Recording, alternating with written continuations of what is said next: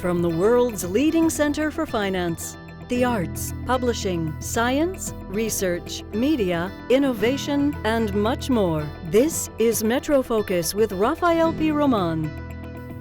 Tonight, rebuilding and rethinking New York City's future after Sandy. This is New York City.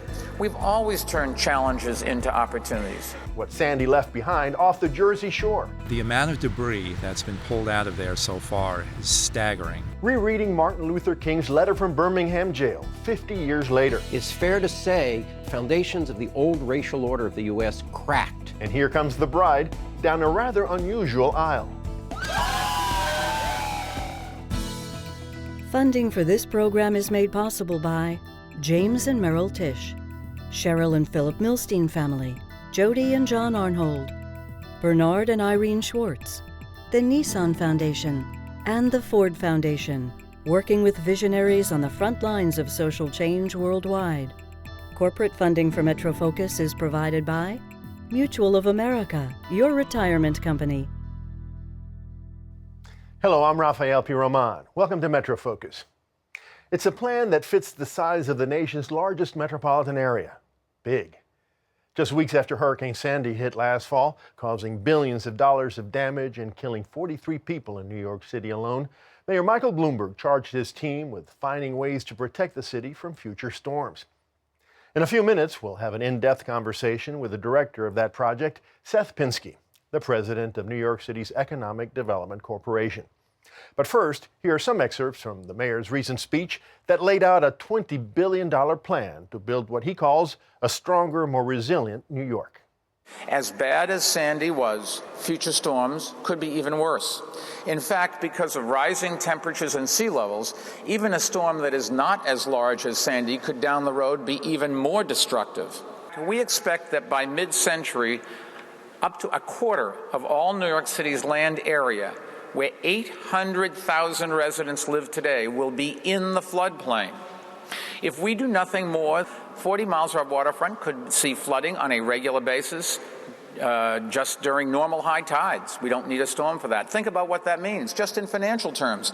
Sandy cost our city $19 billion in damages and lost economic activity. And we now forecast that a storm like Sandy could cost nearly 5 times that much by mid-century, around $90 billion. Now that leaves us with a few clear choices. We can do nothing and expose ourselves to an increasing frequency of Sandy-like storms that do more and more damage, or we could abandon the waterfront, or we can make the investments necessary to build a stronger, more resilient New York, investments that will pay for themselves many times over in the years to come.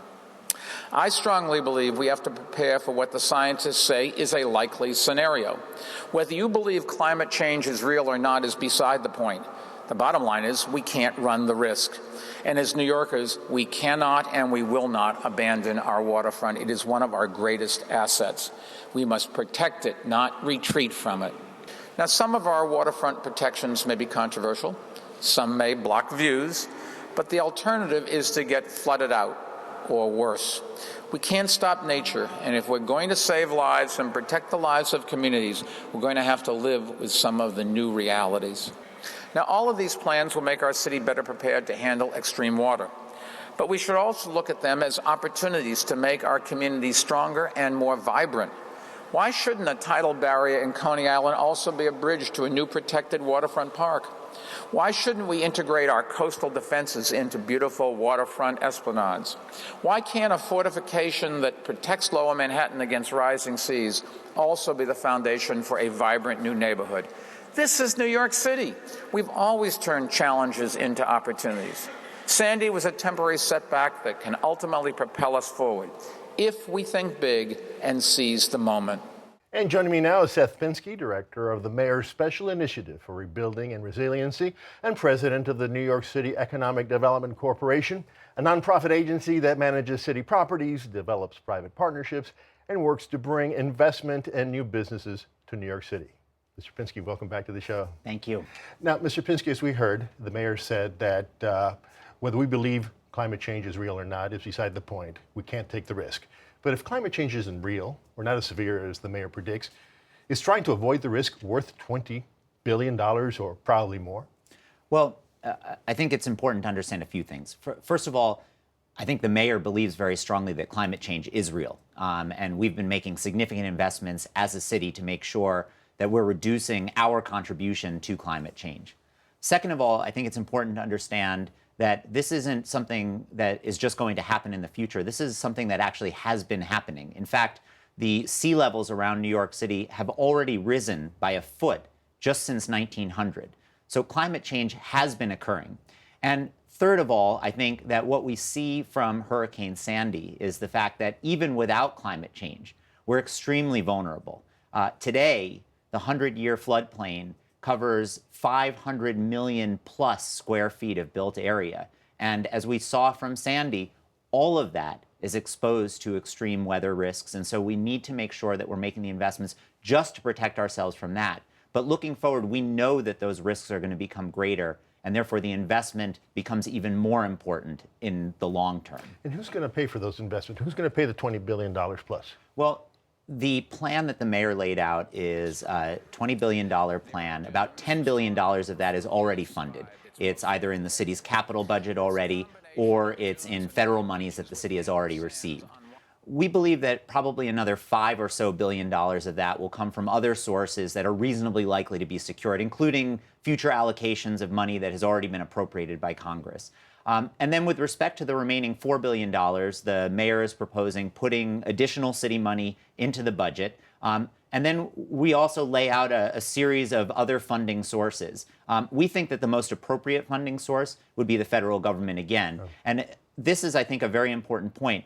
After Hurricane Katrina, when Congress allocated actually more money to the Gulf area than they did to the New York region after Sandy, Congress then came back and allocated another $9 billion in a second supplemental appropriation to pay for coastal defenses around the Gulf Coast and New Orleans. We think that a similar second appropriation, supplemental appropriation, would be appropriate here.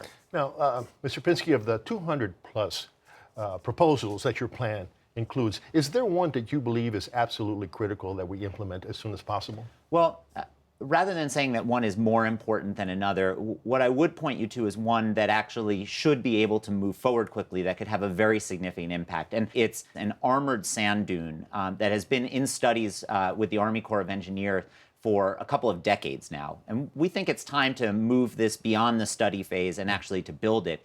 It would run from Fort Wadsworth in the north of the east shore of Staten Island down to Great Kills, and it would protect a large portion of the neighborhoods that were most devastated by the storm. The mayor thinks that this project is so important that he's proposing putting $50 million in city funding into the budget for the local match. We would need a state match, but the federal money is there. It's in the Army Corps of Engineers budget, and we believe that that should move forward as quickly as possible. Now, Mr. Pinsky, as you know, many climate scientists believe that your plan is very good, but some of them say that no matter how much money you spend, you're not going to save the current waterfront, despite what the mayor wants, despite what we want. What do you say to that? Well, first of all, I don't think that's correct. And what we've seen actually in our analysis is that places along the waterfront that are well built, that take into account the potential risks, actually do relatively well. You look at a neighborhood like Arverne by the Sea in the Rockaways, which was in an area that was devastated by the storm because it was elevated, because it had nourished sand dunes in front of it, because it had a high-capacity drainage system. It emerged almost unscathed. Same thing with Hunters Point South, where the infrastructure was made to be submersible, Governor's Island, Brooklyn Bridge Park, and the list goes on. We believe that it is actually possible to build on our waterfront. And the mayor has said very clearly that it's essential that we do so because it's one of our great assets. And I think that one other point that's very important to make about this is that even if we thought that somehow it made sense to retreat, the fact is that we live in a city that has 500 million square feet in our 100-year floodplain today, and we're going to have more going forward. We can't retreat. We don't have a choice. Well, you're not only talking about not retreating. You want to build out into the sea with Seaport City. Talk about that project and why it makes sense. So if you look at Lower Manhattan at the pattern of flooding during Sandy, what many people have observed is the fact that the area that didn't flood in Lower Manhattan traces almost exactly the original coastline of Lower Manhattan. And the lesson that people have taken from that is that landfill is bad, that landfill is dangerous. The thing that I think people haven't paid as much attention to is that if you actually look at it, one of the pieces of landfill that's very prominent in Lower Manhattan, which is Battery Park City, there was very little flooding there. And what that shows us is that it's not landfill that's inherently bad. It's landfill that's built at the wrong elevation that's the problem. And that in fact, if you build landfill at the right elevation, it can not only provide you with land on which you can develop, but it also can provide a barrier for inland areas. And so what we think is particularly interesting about the Seaport City concept, a landfill like Battery Park City on the east side, is that not only could you protect neighborhoods, not only could you solve existing problems like the need for housing and new modern office space, but you also potentially could create a funding source, not just for Seaport City itself, but for other resiliency projects too. And quickly, Mr. Pinsky, was there anything in the report that your team put together that surprised you? Well, I would say there were two things that were particularly surprising to us. One of them is the fact that Hurricane Sandy really represented the confluence of an incredible number of coincidences that came together in exactly the wrong way. For example, the surge came into the harbor and along the ocean front at almost the exact moment of high tide. If it had come just a few hours later, the pattern of damage would have been very, very different. The second thing I think that was surprising to us was when we pulled our panel of climate scientists back together. What they found was that what in 2009 they thought was the worst case scenario is now closer to the base case, especially in the out years. Okay, Mr. Pinsky, thank you so much. Thank you.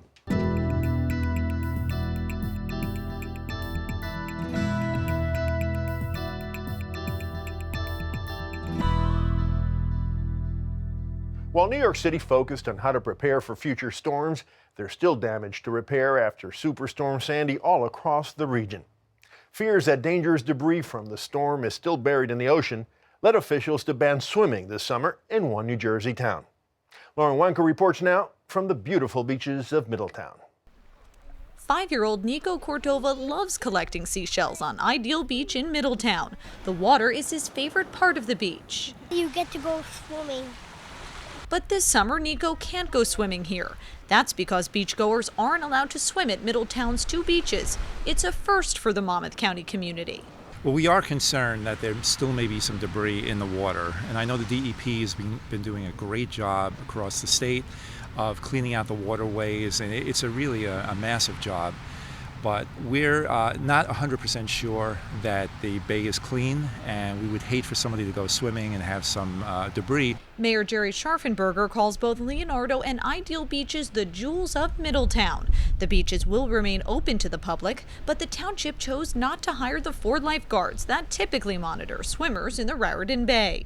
It's very unfortunate, and it took a lot of soul searching, but we felt that this was the best for everybody's safety and well-being, that we err on the side of caution. Nico's mom, Middletown resident Lisa Cordova, isn't surprised by the no swimming policy. I don't think that it's an overreaction. I think that there is a possibility for somebody to get hurt. I pulled out a piece of metal from the beach. We have a lot of shoreline, we have a lot of inlets too, a lot of creeks that go inland. And the amount of debris that's been pulled out of there so far is staggering. Tons and tons of debris. Everything from refrigerators to bicycles to docks. Still, Cordova is disappointed. This is our backyard. We're a block away. We swim here. We hang out here with our family and our friends. Others don't agree with the swimming ban. Well, I don't think they should be able to tell you if you can swim or not, and they should probably look for everything first before they make a decision. If they went out in low tide, they'd be able to figure it out real fast. Middletown resident and grandfather John Rayhill lives across the street from Ideal Beach. It's a real killer because both children are water bugs. I take them out there all the time. Middletown's mayor expects the Army Corps to begin a project on the beach by mid to late summer, another factor that's contributed to the no swimming policy. We're very happy that the Army Corps has agreed and has gotten the funding to undertake a beach replenishment and a dune repair, a dune replacement project that's going to extend from Keensburg down to Pewes Creek in Middletown. We don't want anything to hold that up. For now, folks can sit here on the beach, soak in the rays, and enjoy the views of the water. The mayor expects swimmers will be allowed back in the water by next summer. In Middletown, I'm Lauren Wanko for Metro Focus. There's always an event or discussion going on in our area that prompts new questions and conversations. When the Independent Lens documentary Wonder Women the untold story of American superheroines, screened recently at the Macaulay Honors College. The panel discussion that followed ranged from portrayals of women in comic books and the media to obstacles young women face at work today, as we hear now in our Listening In segment.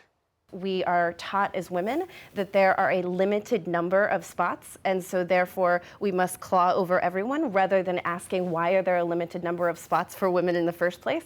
Isn't everything open to us?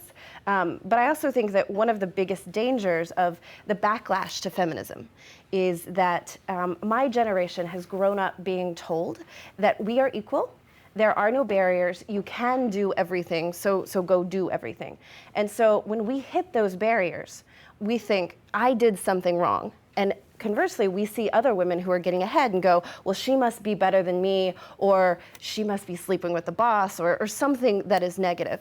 Whereas the power of sisterhood, if we could talk about it and represent it, is that you actually go to your friend and you say, well, that happened to me at work when I asked for a raise, or, that guy made me feel that way. That happened to you too. That happened to you too. I'm not crazy. I'm not alone. In fact, there's something really wrong that this is happening to all of us, and that's the systemic oppression that we can talk about it and we can fight it together.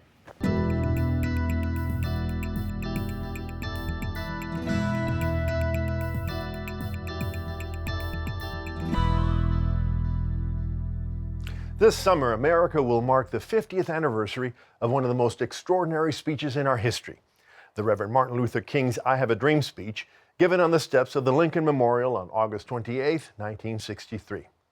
But months before the speech, there was a letter, the famous letter from Birmingham jail, in which Dr. King wrote that he was willing to protest segregation laws and be arrested because, in the letter's most famous line, injustice anywhere is a threat to justice everywhere. The letter and how the civil rights struggle that followed changed history is the subject of a new book, Gospel of Freedom, by Jonathan Ryder, a professor of sociology at Columbia University's Barnard College. Professor Ryder, thank you so much for joining us today. It's a pleasure to have you here with us. Thank you for having me. Now, Professor, your wonderful new book, Gospel of Freedom, is about Martin Luther King Jr.'s letter from Birmingham jail and the events that led to the letter's composition. What was Martin Luther King doing in Birmingham in 1963, and what led him to write the letter? Birmingham was considered the most segregated city, even in the old segregated South, and full of violent Klansmen, and they felt if they could crack Birmingham, the walls of segregation would come tumbling down. So in early April, they start their protests. There's a court decision that forbids them, and King makes a decision to violate the injunction, and he goes to jail, where he tumbles down into, uncharacteristically, depression and panic. He's all alone, and while he's in jail, he comes upon a statement by 8 white clergymen, among the most moderate, enlightened clergymen in Alabama, who've criticized him as an extremist, have chided him for the protests, and basically when he reads that, he comes surging up out of that valley of depression on a tide of indignation. The warrior is reborn. So what is it about the letter and about the events surrounding the letter, the Birmingham campaign, that merits a 50th anniversary book? Well, in this country, we love to celebrate the anniversary of I Have a Dream. It makes us feel good, black and white children holding hands, striding off into the future. But Birmingham precedes it. And what Birmingham was a critical moment in that spring and summer of 1963. It's fair to say the foundations of the old racial order of the U.S. cracked. And it was a central moment. It awakened President Kennedy to a need to do something. He had been evasive and diffident on civil rights. He finally was forced to address the nation and say that civil rights and segregation is a moral and national problem.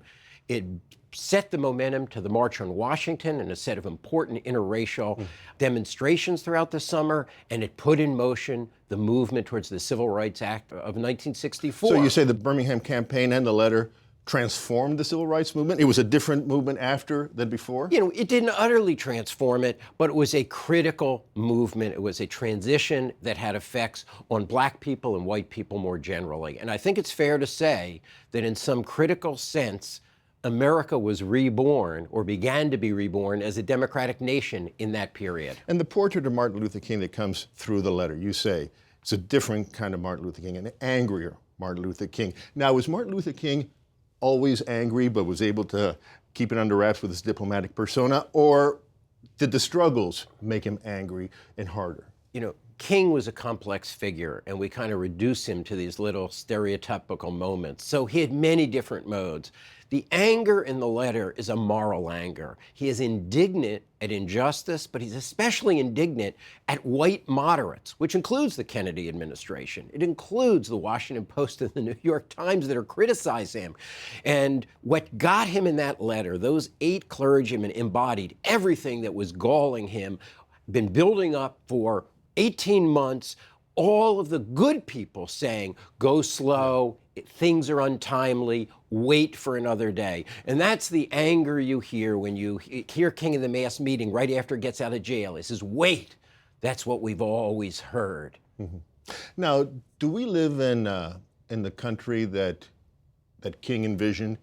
Have we met his goals? King would have seen the glass in some senses half full, but also half empty. It was half full in the sense he was proud already, right before his death, and all that had been accomplished. He would have seen the possibilities of a black president as, in fact, the fruition of the movement he led. I think he also would have said the gay movement, women's movement, the rights of all sorts of people owe much to the things that were done back in that period. But he also would have said, look at all we haven't accomplished. And one of the messages of the letter is we have an obligation to care about suffering humanity. So King said at the end of his life, before I was a civil rights leader, I was a minister of God. And he would have said, I've been anointed to free the captives and free the hungry. So I think he would have been a little bit irate at the use of him and that time as a statement, look how far we've come, rather than a call to conscience, because we have suffering people, we have homeless people, we have people without medical care. He would have said it's time to do something. That's the message of Birmingham and the letter from Birmingham jail. Well, Professor, thank you so much. As I said, it's a wonderful book. Thank you so much for writing in and for being with us. Thank you for having me.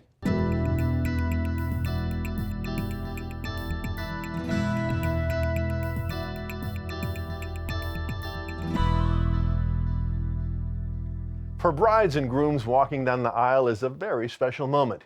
But as video journalist Nair Abdu of the Star Ledger and NJ.com discovered, the aisle has a whole new meaning for one newer couple. Meet Berkeley Rashid Smith and Shirley Stewart. It's a story we know you won't forget.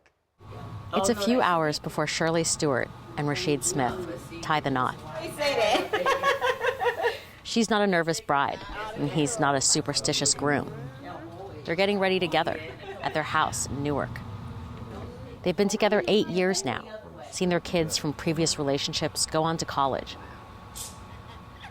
But there is something special about this wedding. Looks good, sport. So the family piles into their cars and heads out to the venue. It's not a chapel or a park or a manor. It's IKEA, the place Shirley and Rashid met.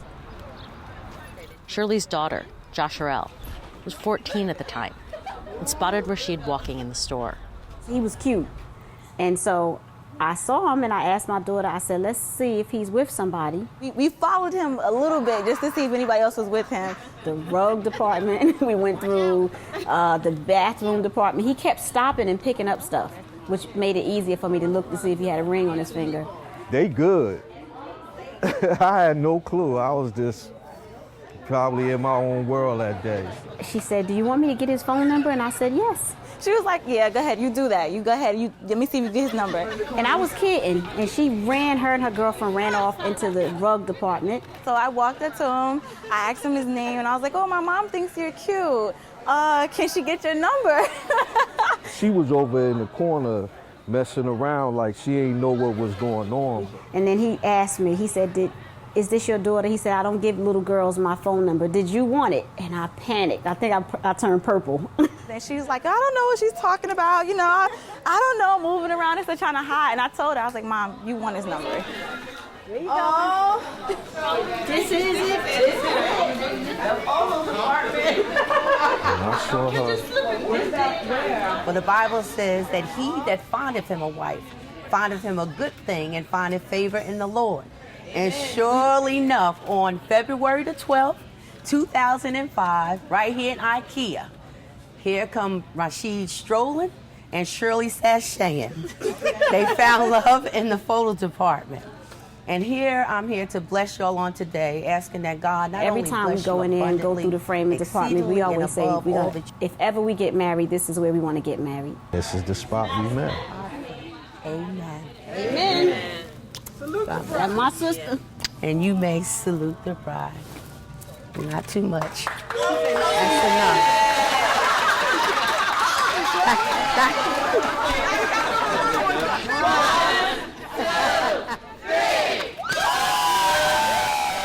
She's just my world, so it's the happiest day of my life.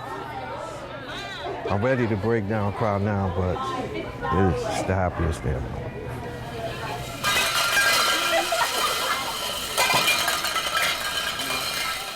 In Elizabeth, New Jersey, this is Nair Abdu. Now that is a storybook ending. And that's it for this edition of Metro Focus. Join us again next week for news, conversations, and in-depth reporting from New York and New Jersey Public Television. I'm Rafael Piroman. Thanks for watching. We'll see you next time. Funding for this program was made possible by James and Merrill Tisch, Cheryl and Philip Milstein family, Jody and John Arnhold, Bernard and Irene Schwartz, the Nissan Foundation, and the Ford Foundation, working with visionaries on the front lines of social change worldwide. Corporate funding for Metro Focus was provided by Mutual of America, your retirement company,